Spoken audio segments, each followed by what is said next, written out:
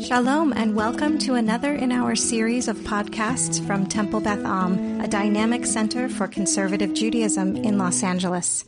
A topic I think that is interesting to think about within the Jewish tradition, but also just sort of in our contemporary lives from this episode. One thing we haven't talked about as we were sort of schmoozing right now is, what's his name? The poet. Well, I haven't blanked on his name. Azariah, thank you. Azariah and his poems and Nati's whole thing to him of like, this is inappropriate. Like, you're a religious guy and you're writing this like erotic love poetry. That's like very risque, very kind of like graphic. And he's like, it's poetry. That's what poetry is. And there's sort of this whole back and forth, which is a very Jewish conversation. Shir Hashirim, the Song of Songs, is also very risque and also very graphic and erotic, as we talked about a little earlier. And there was similarly kind of a conversation in rabbinic tradition about how do we view Song of Songs, Shir Hashirim. Is it, the Rabbi Akiva says it is the Kodesh HaKodeshim, it is the Holy of Holies. It's like the highest level text. But like when you read it as written, it's like love poetry with a lot of, descriptions of kissing and, it's again, pretty risque, sort of like Azariah's poems. And so I think what it made me think about and sort of where we wanted to go for this conversation was thinking about, I guess there's sort of like two separate but connected conversations. One related to, say, like TV, movies, art, and sort of like visual depictions that are, let's say, not necessarily tsanua or modest. Obviously a lot of people in the frum world don't have TVs or watch movies or go to art museums or so forth or take art classes because of the kinds of images that you're exposed to.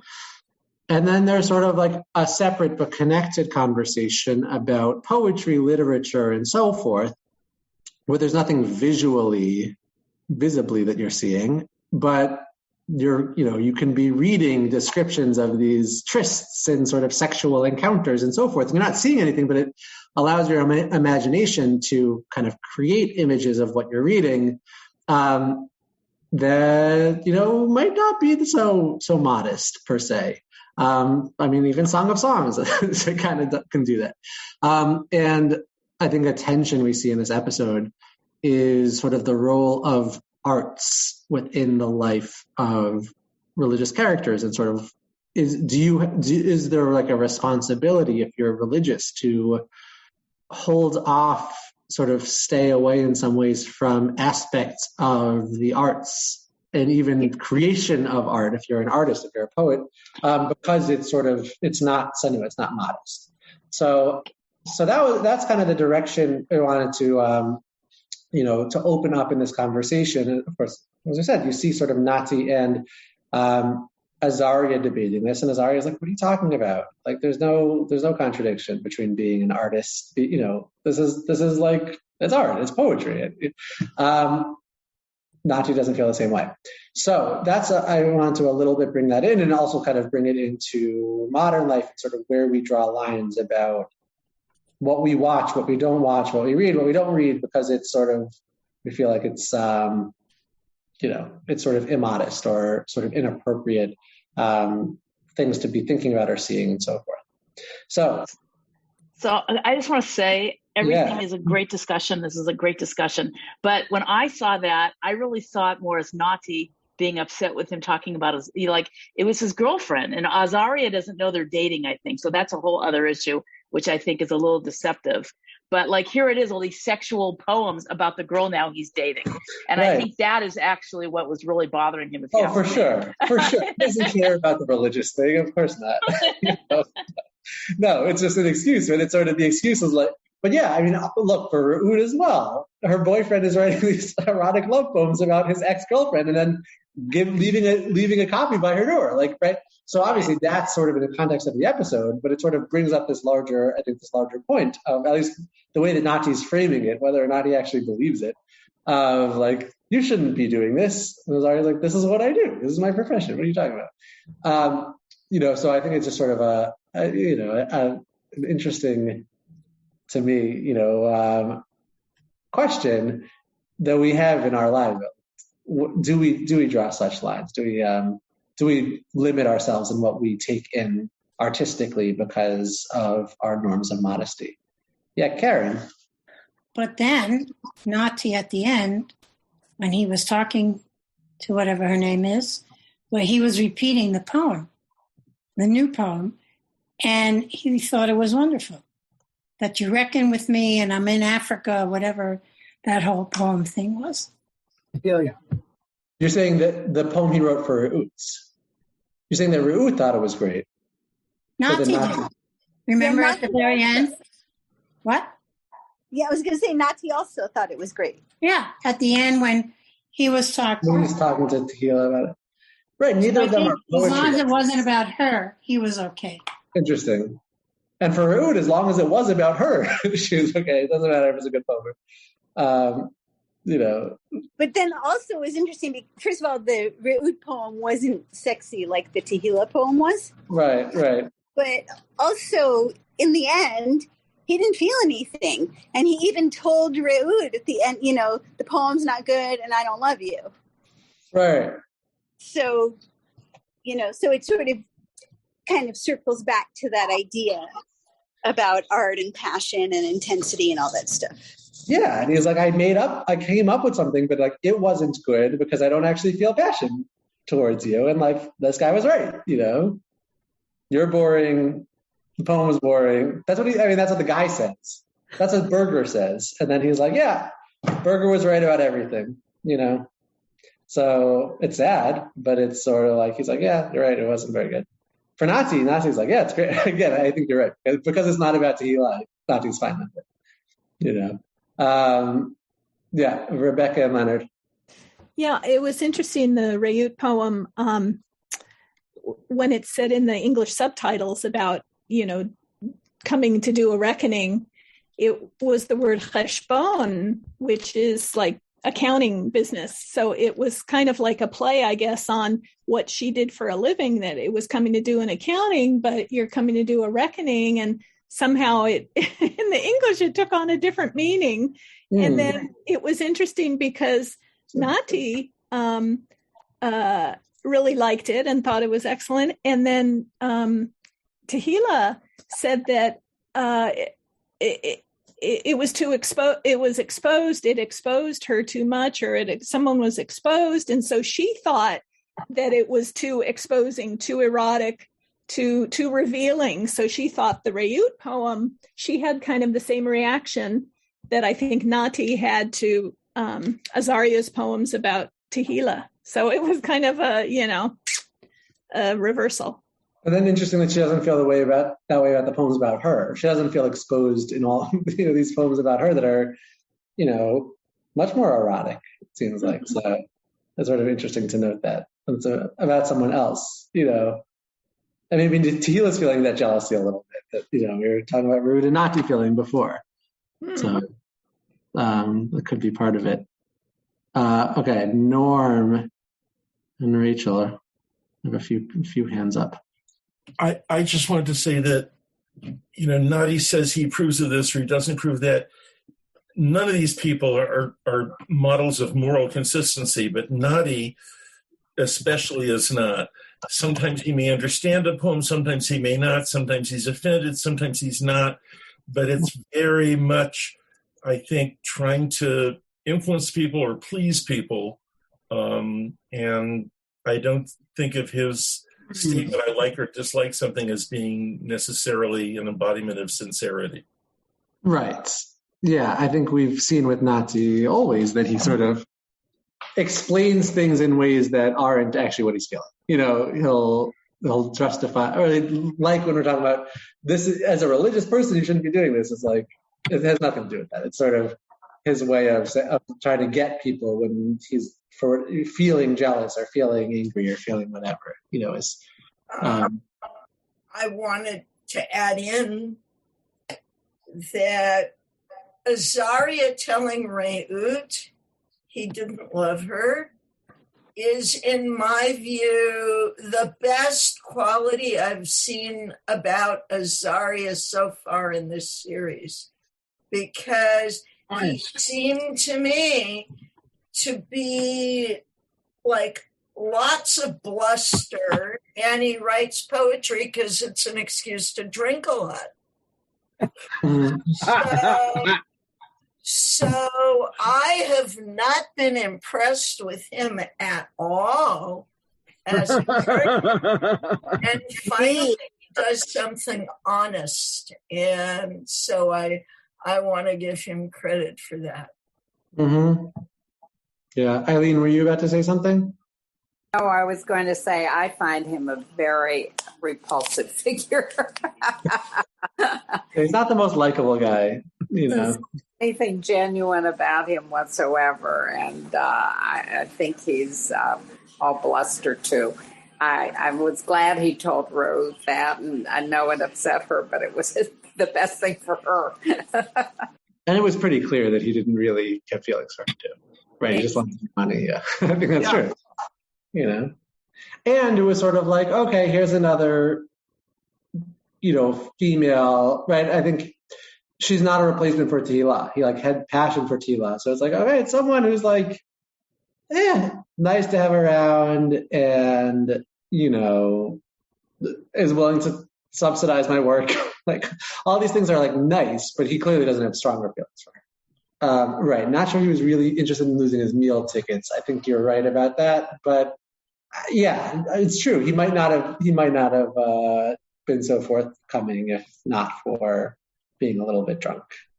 Rabbi Schatz. Well, Michael had his hand up. Okay.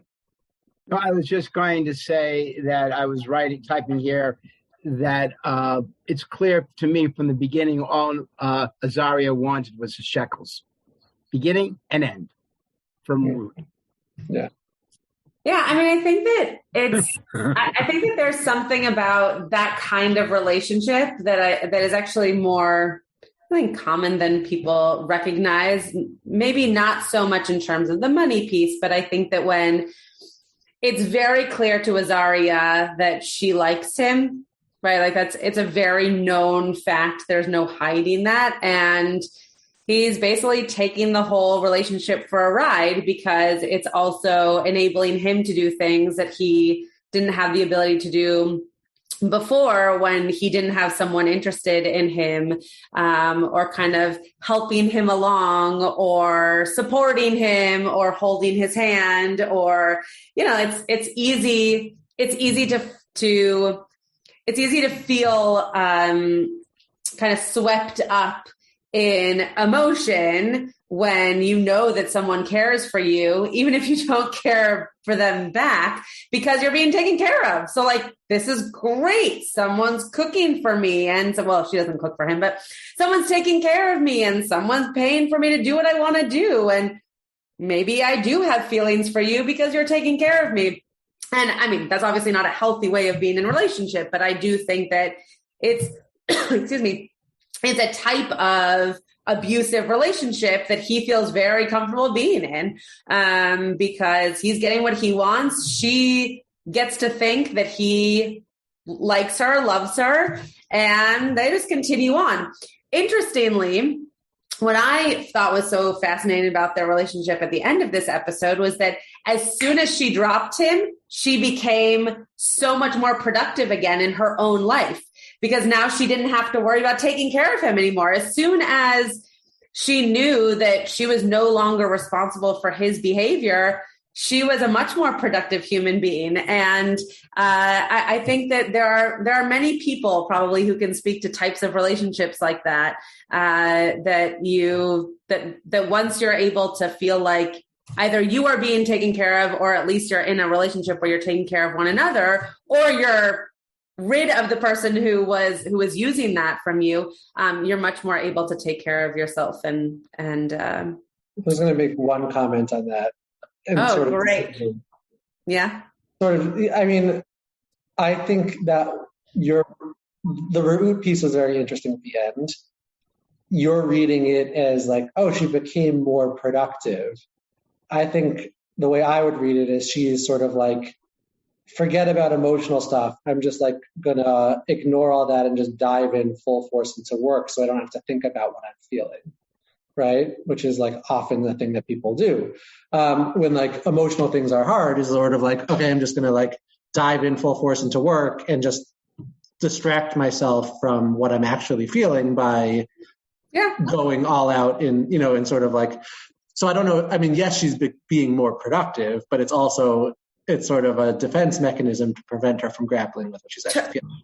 Totally. I just think that there's also something to be said for the fact that those were things that she wasn't focused on because they didn't have to do with him. And so now like all the pieces that she was telling her secretary to like take care of and help her with putting back into place, they were all things that she kind of left by the wayside. And yes, I think that it's a way of distraction and all of that. But also like, all right, I'm back in it. I'm back in the game just for me and not to take care of someone else. I think Rabbi Barbara's up. I do agree that I think that the assistants blowing up over here, ladies and gentlemen. Well, okay. Everyone agrees the assistant accountant is definitely interested in Ruth. Really? Why do we all think that? Because he asked her if she likes her book? He asked about the guy, about Azaria. He's like, and he's always finding reasons to kind of lurk around and talk and linger. Ongoing. Wow. I did not pick up on any of that, but okay, great. You all seem to be, you're voting with your feet, so you seem to be right. Okay, Rabbi Barbara. Unmute yourself. Barbara, you're muted.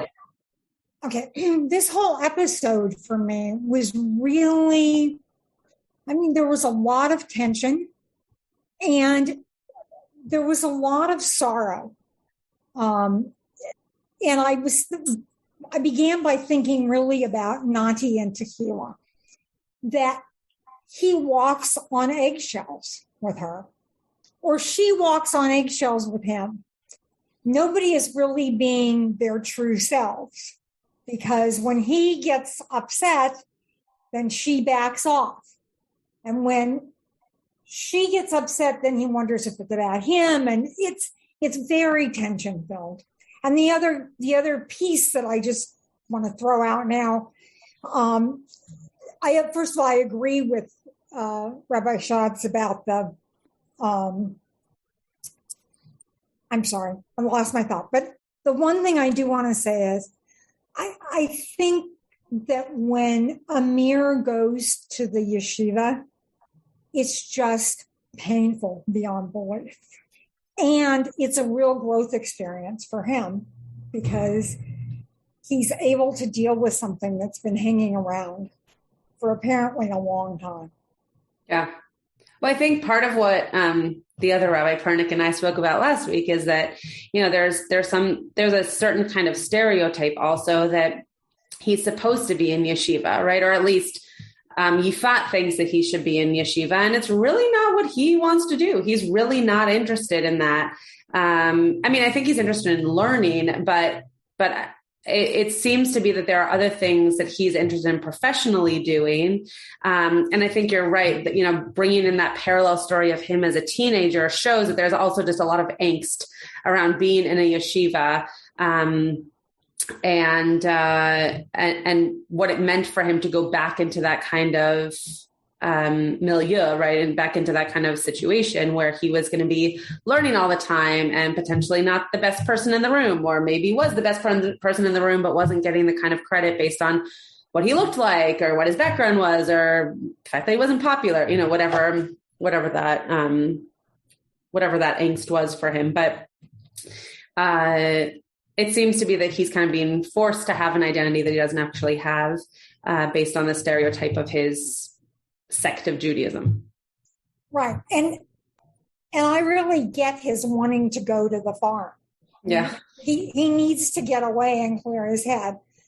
Because, I don't know. I've never had a baby, so I've never been seeing sonograms or anything, but I think it's great he wanted to go to the sonogram, but it wasn't about him. Yeah. And he just was being childish, I thought.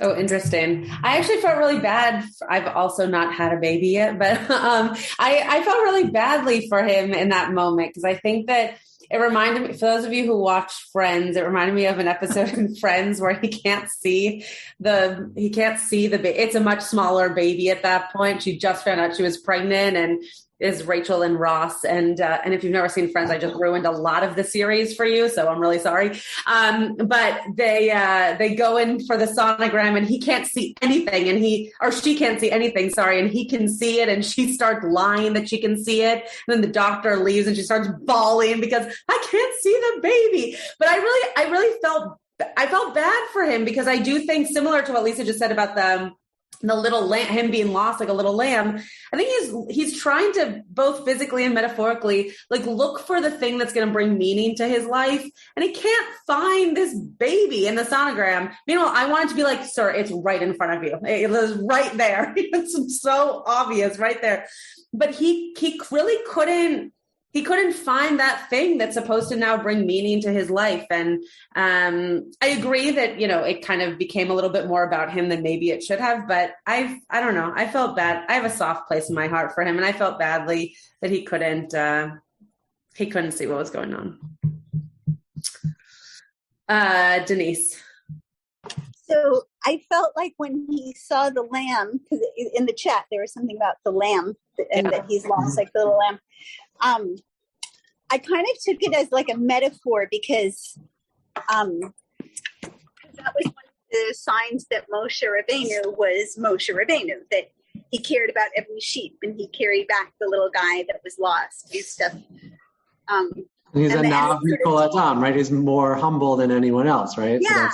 So yeah, he's humble, and he cares, and he's attuned, and sort of a healing full circle moment from what happened in the yeshiva, where the guy's like, I don't know who you are, and I don't remember you, and what kind of teacher he might want to be himself, and then turning around and noticing the little lamb and stopping for him, and it just felt like very symbolic.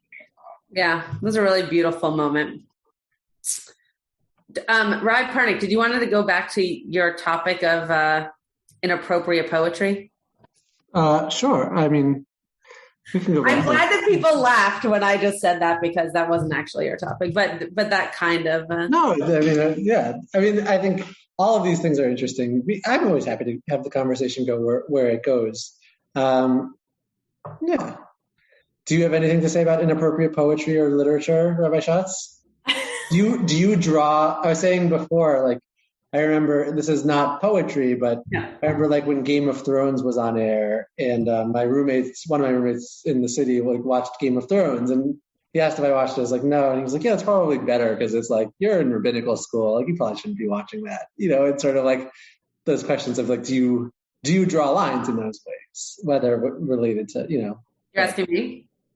I'm saying it's a question. Sure. For you, is that a question? Do you draw lines on what you will see or read or so forth for tzniut reasons? It's a really great question.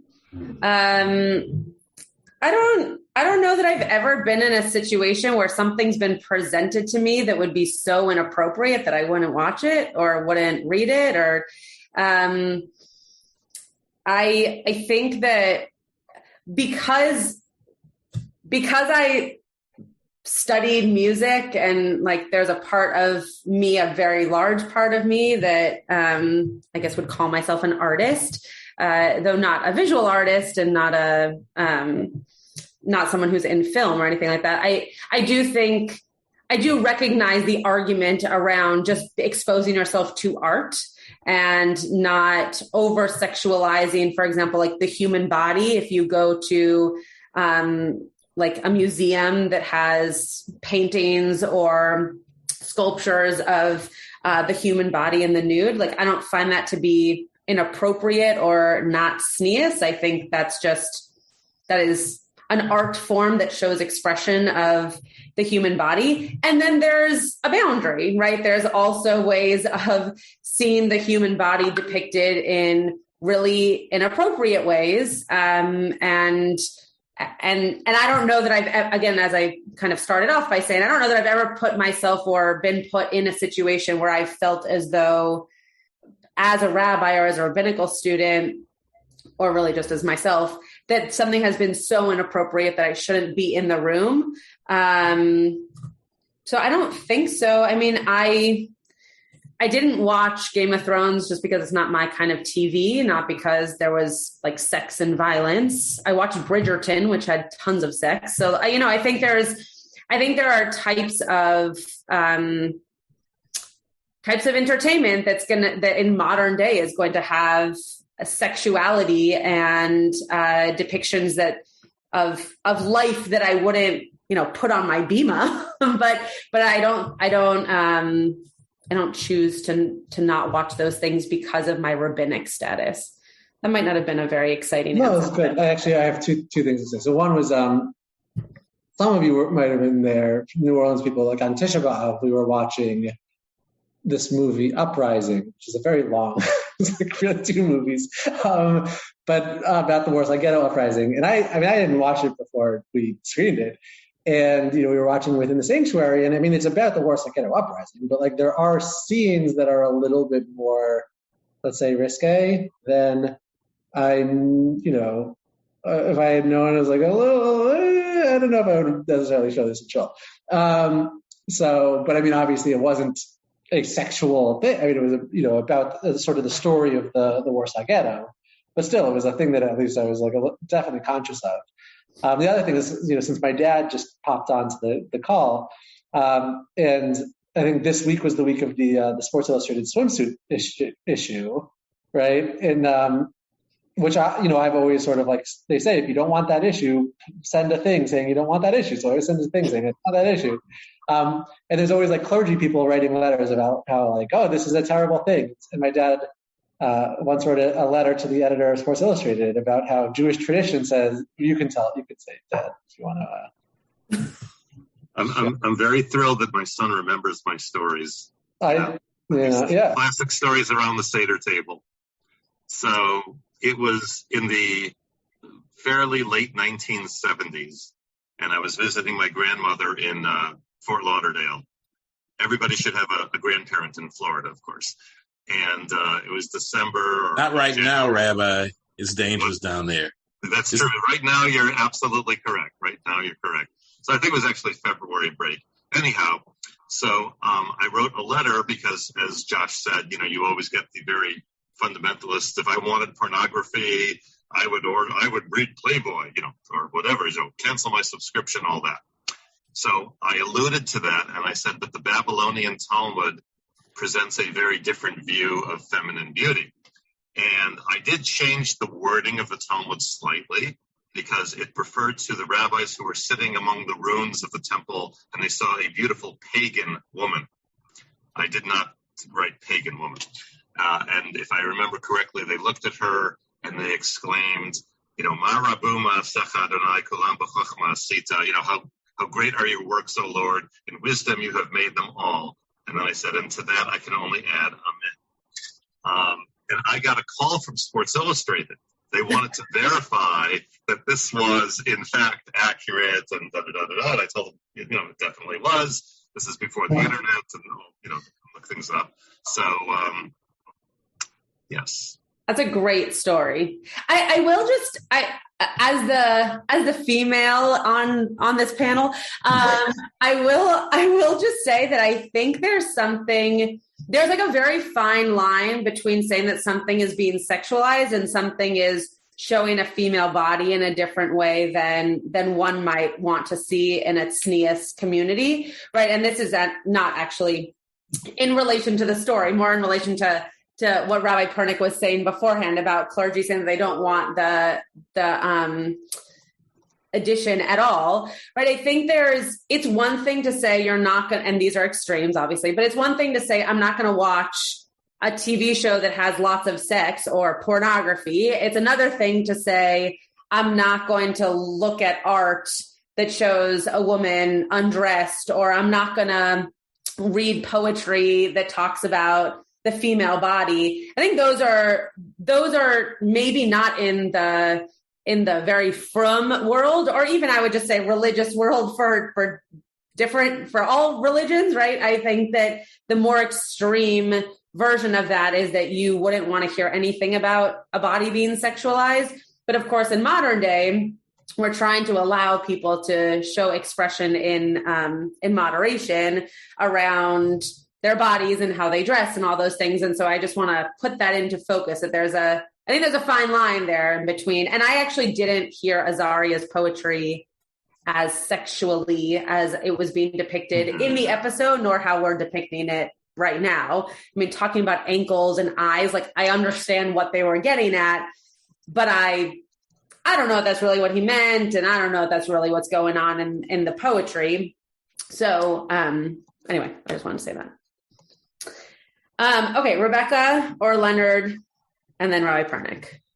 Yeah, I was just going to give an example where for children, and when you're teaching children and want to perhaps avoid the racier parts of the Torah, you know, and explaining. Well, let me tell you what I was going to tell you. I have one of these linear translations from like the 1950s that I use sometimes, where it has the Hebrew and the English, Hebrew, English.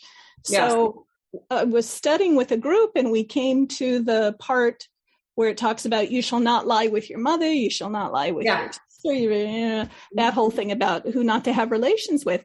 And that whole section was just in Hebrew. It didn't have any English. It was like so obvious that they didn't translate, half a dozen or 10 sentences or so. And I thought to myself, gee, I wonder, if the students get to this section, and I don't know how young the kids would be that, would have been typically using this. It was titled a linear translation for school kids. So I always wondered, when they get to that part, everybody thinks, oh, gee, there must be something that we're missing here. Oh, let's find out. So it kind of creates more curiosity. But also, interestingly, that same passage was the passage that the fifth graders, when they learned Torah trope and read for the first time in shul, that was also their section, including our daughter. But none of the kids that I'm aware of asked, because they didn't read the English translation. They didn't even think about it. They didn't focus on it. They weren't taught that. They were just taught to read the Torah in Hebrew, and that's what they focused on. So, if you don't make a big deal about it, maybe the kids don't either. Yeah, there are definitely pieces of Torah. It's funny, I was just talking to my grandfather about this, in terms of, when we're killing off a bunch of people in Deuteronomy, do people sermonize about that from the Bima? I think Rabbi Josh Pernick is nodding that he does. I don't. But I think that there is something very interesting about what we teach and when we teach it, in terms of like the rape of Dinah, right? Or different aspects of what happens in the Garden of Eden, right? There's a lot of like sexual things in the Torah that we don't explicitly teach to our kids until potentially they're older, or maybe even at all. And how do we pick and choose that which is appropriate, or that which is just in the Torah that we should explain in a way that's developmentally appropriate? The fact that those were the verses that they learned in Hebrew, I think that was probably just a mistake in general, because they should have taught them what they were learning in terms of trope, but also in terms of content. Not a mistake that they didn't tell them what they were reading, but maybe a mistake that they didn't choose a passage that they could have really taught them what the content was. So yeah, I think it goes kind of hand in hand in terms of this conversation of what do we choose to explain, what do we choose to just kind of let gloss over our, in this case, children in the educational setting. I just want to say it's a mistake they make every year. Oh, they've done it more. They do it every year that way? Yep. It must be the time of year, the Shabbat, that works out, and they I'm gonna maybe before they see the Parsha. I'm gonna definitely ask a question about that this year, because I think that is silly. Okay, Rabbi Pernick and then Terrell. So I guess the first thing is just to point out in terms of the violence, which Josh, loves to focus on. But I think a lot of us ignore, and to me, the clearest example of that is the Megillah. So in Reform tradition, we don't read the entire Megillah.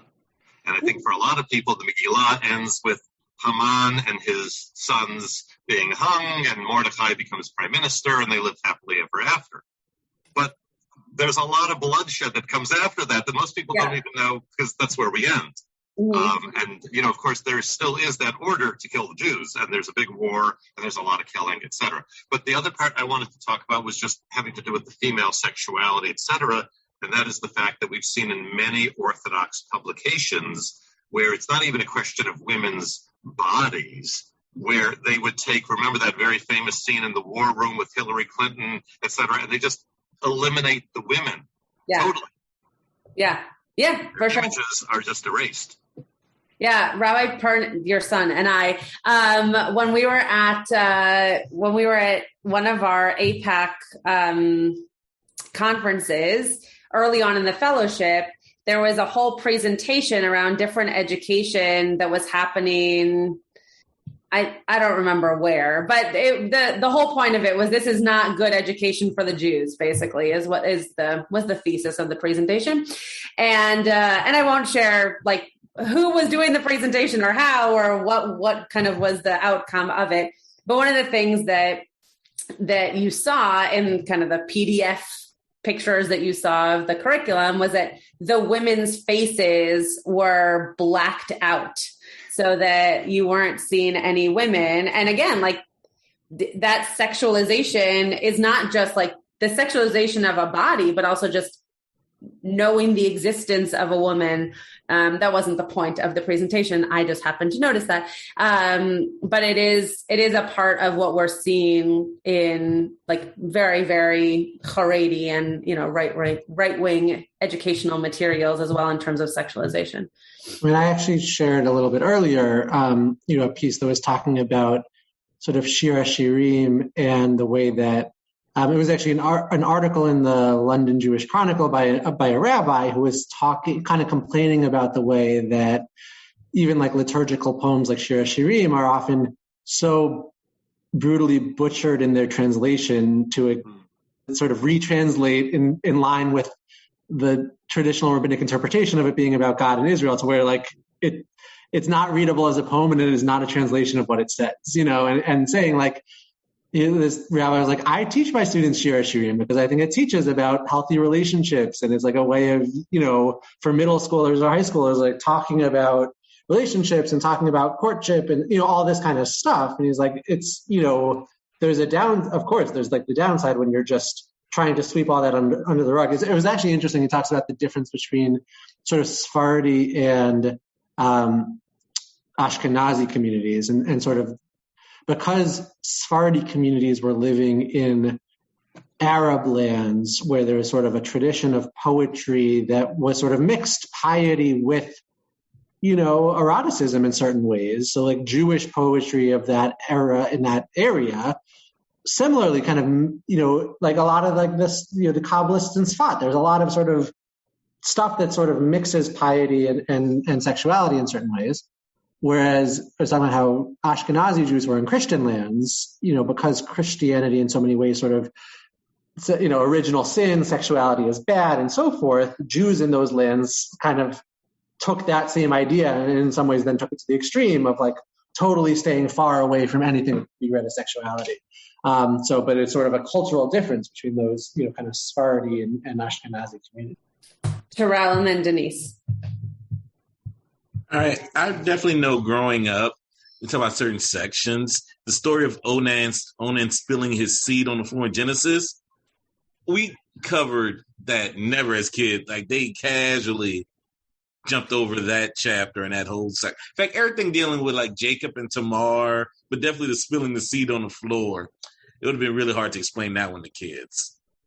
I mean, I remember when I taught third grade, when I taught third grade, my mentor teacher for, this is when I was doing my master's, like we taught Parshat Vayetze and Vayishlach, and she was adamant that she wouldn't skip anything. But like, okay, so now you're dealing with Dina, and she's like, we're not going to skip it. We're not going to like spend a lot of time and go in depth on the story. It'll be a story that we kind of skim through a little bit quicker. but there's sort of that idea of like, we're not going to skip anything. So, but there's different educational philosophies about that. Yeah, Denise. So Renee brought up in the chat about, did something potentially inappropriate and violating happen to Amir when he was made to sleep in the hallway? And I didn't catch it at all, but later, I think especially, first of all, I think that happens. Yeah. And especially like that he was considered, less popular, whatever. Maybe no one would stand up for him. Maybe no one would notice if he wasn't there. And then, how the guy was just like, yeah, I don't remember. But with no questions, not like, what do you mean? Wait, oh, were you there that year that we had to sleep in the hall? Oh my God, I can't believe you remember that. That was crazy. Or, oh, we did that every year. Nothing, because I don't remember.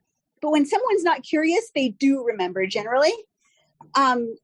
And that just makes me think about that juxtaposition between Nazi being so over the top, like, how dare you write about these things? And then this thing happening. And I think that happens a lot, when any kind of healthy expression is completely taboo and looked upon as like, unmentionable, then you're going to have all these unhealthy expressions and no way to deal with those. Sure. I'm not sure that I'm following exactly how you're connecting those two things, but I definitely agree with your end statement that, and we see this a lot in areas of society where boys are not taught about female bodies and females are not taught about boys' bodies. And then all of a sudden they're getting married, probably pretty young in those societies, and they don't know what to do. And they're supposed to have babies. And they're like, well, how does that come to be? So we do see a lot of what you're describing in terms of lack of education can also lead to, and I don't mean abuse in terms of like sexual abuse, but just like abuse of experience, right? Like not knowing how to go about those types of experiences. I'm not saying that you have to have those experiences to know, but the knowledge of at least like what the body parts are and what they're supposed to do and what their form and function is, right? I think that's very important to a process by which you expect healthy relationships. So I totally agree with that. I don't know that I connected it to the Amir part, but I agree with the final statement you made. Rabbi. So I had a question, and I don't know if either Rabbi Schatz or Rabbi Josh knows the answer, or anybody else. But, we see this almost like fear of women among many in the Hasidic community. And yet the Hasidic community is very tied to Kabbalah. And Kabbalah is very sexual. So I'm just kind of curious as to how, on the one hand, they can't show a woman, but on the other hand, they can describe sexual union and everything else like that in Kabbalah. I mean, do you want to answer? You want me to? I mean, I have a very specific, like very basic answer, but you can be more. So, I mean, yeah. So this, I'm actually going to pull up this article I was mentioning before. 1 second. Because it sort of talked about that. Here we are. This one. Right, this article from this rabbi who was talking about, kind of the Sephardi Kabbalistic thing. And he talks about this, this Spanish Jewish poet and Rabbi Israel Nahara, who, was a student of the Kabbalist, Isaac Luria, and was like, and he was blacklisted and so forth. And nevertheless, he wrote Yari Bon, which is, a popular Zemer, Shabbat tune. So there's sort of a lot of, the like Hasidic nusach is referred to as nusach Sfard, and it's sort of, even though it's coming out of Ashkenazi places for the most part, it's actually sort of more, in certain ways, more connected with Sephardi culture. And so there is in that Kabbalistic / Sephardi, and there's sort of a lot of overlap between Kabbalistic and, Hasidic and Sephardi cultures. Like there is that understanding of, for one thing, in Kabbalism of, everything is sexual in Kabbalism, essentially. So like, how, that, right, there's a reason why we sing those songs, including Yari Bon on Friday night, which is the marriage, right? stand up at the end of Lecha Dodi to welcome in the bride, right? So it's all of this mystical union stuff, which is very sexualized. And even some of the poems are very sexualized. So that's, that like is a thing that exists. And then, I think the more mainstream Ashkenazi response is just, again, sort of coming out of this Christian culture that's very anti-sexuality, sort of was like, no, stay far away from that. So you sort of see both, and then in like the mainstream Haredi world now, you have both of those impulses sort of simultaneously, where at one level you're talking about the union with God in very sexual terms, but then you're also not showing pictures of women in newspapers. That what you just said, I think, is the answer. I think that the answer is that, not that everything else you said was not lovely, but I think what you just said was the most important part, which is Kabbalistic poetry, theory, expression is people and God. It's not talking necessarily about this. I mean, it can be disseminated into thoughts and theories about how a man and a woman are also supposed to be in relationship. But for the most part, especially Kabbalat Shabbat, we're not talking about a man and a woman's sexual experience or relationship. We're talking about a person's sexual experience with God, right? And relationship with God.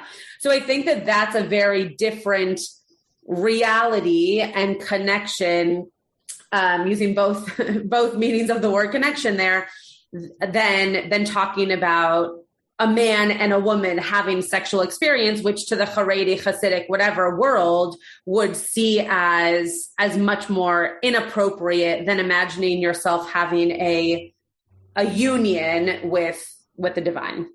Just one more thing I'm going to pull up, because I just, from before, there's a section, this Mishnah in Sanhedrin, which says that if you read a verse from Song of Songs, but you render it in the form of a secular song, right, you introduce evil to the world. This idea that the Torah girds itself with sackcloth and says, Master, Holy One, Master of the universe, your children have rendered me like a harp on which clowns play.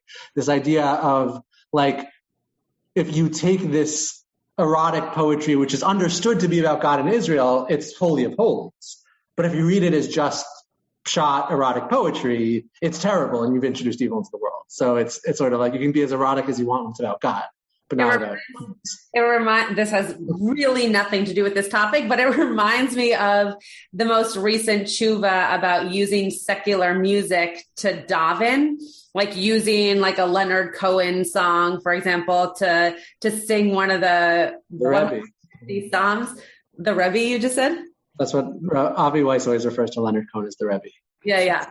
Well, so it just reminds me of that taking something that you see as secular, in this case, it's the opposite, but taking something that you see as secular and kind of upgrading its holiness and attaching it to a tefillah of sorts. And in this case, using Song of Songs and kind of breaking it down so much, or, making it into a quote mashup, right? That it would be something secular and therefore become too sexualized that now it's inappropriate. I actually think Amir's Chavruta has a lot of like Leonard Cohen in him. I'm just thinking about that. Meaning like right? Leonard Cohen's, his whole thing is he's like from this prominent Jewish wealthy family who goes to Shara Shamayim in Montreal, right? And then he's sort of, everything is a response to like that anti-bourgeois thing, which is like Amir's Chavruta. It's very much that same model of like, that sort of response to the upbringing, right? I forgot that using Leonard Cohen was actually a very close connection. I should have said like, Yeah. No, but I was thinking about that before. That I was like, this guy, he's like very much like the Leonard Cohen figure. Yeah, sorry. Get me out of this bourgeois world. I don't want to go to a Shabbat dinner where no one's saying what they actually feel. It's very Leonard Cohen. So. Everyone seemed to be, and we only have a few more seconds, but everyone seems to be very focused and excited about this moment with Amir and his teacher at the yeshiva. I just wanted to like open that up. There are a lot of comments in the chat, but I wanted to see if anybody wanted to say anything, or maybe if Rabbi Pernick wanted to say something about that particular scene or particular moment in Amir's kind of exposure of his own background. Any thoughts? Did people get it all out in the chat? Yeah, Renee. I kind of said it in the chat. I kind of had thoughts that maybe there was some inappropriateness that took place between the rabbi and Amir when he was younger. And Interesting. I even think that maybe he was concerned about the boy that he was taking care of. Not that the boy was at that yeshiva, but that maybe he felt like the boy also had some kind of trauma that happened to him, and it spiked it in Amir. It like brought it up to the level of where he became aware of it again, and that's why he needed to go back to that yeshiva to confront the rabbi. Interesting. I don't know. Maybe it's just the therapist in me coming out in there, but I definitely didn't go there. But yes. But I do think that there's obviously, unfortunately, basis for that, in many different religions in terms of having religious advisors and mentors and teachers inappropriately taking students under their wings in many different ways. And so it's possible. I would have a hard time imagining that was the case, at least in the way that Amir was so unknown to this guy. But maybe that was an act. I don't know. It's a really interesting point that I had not thought of, and that I hope is not true, even though it's a make-believe story. Rabbi Barbara. And he could have been pretending that he didn't know it, couldn't remember him, because then if he acknowledged him, you have to acknowledge all that other stuff. Yeah, no, for sure. I just hadn't thought about that much of a plot line behind that. Right. And as someone said in the chat, why is this one child out of 100, why is one child even put in the hall, let alone it happened to be this one? I mean, I think part of why I've come to that, right? I sort of also came to the idea that it may have been something inappropriate was because we're just bombarded with it day in and day out now. Yeah. And other centuries or other decades probably wouldn't have come to that kind of thinking or even thought about it. But also, I think about being a teacher, and when something happens and you need to debrief the kids, and here is their Rabbi being accused of being, heartless or mean, whatever. And they're just all standing around, and what are they thinking? Yeah. And is somebody going to try to debrief them? Yeah. Because that's how rumors get started. Sure. I'm sure we've all had teachers or mentors who have treated us in ways that we learned much more about how to not treat others than we did about how to educate. I can think of two teachers in particular that if I had the opportunity to share with the class that came after me about how I was treated by that particular teacher, it might be that those students would have been, more protected in terms of their own learning and their own self-confidence around learning than I was being exposed to those teachers.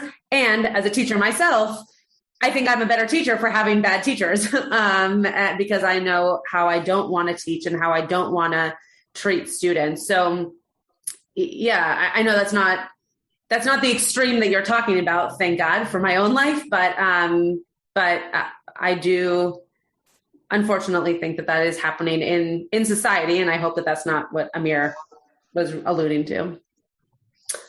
I agree with you. And sometimes when you're the age of those boys, you may not realize the lesson that it's teaching you. Yeah. Yeah. For sure. It comes much later. Totally. Yeah, go ahead. No, I was going to say. I was going to call on your dad. He seems to have something that he wants to say or show. No, he doesn't. Okay. Well, we will be back same time, same place next week. Only one episode? We need to do 2 at some point. So in order to finish before Rosh Hashanah.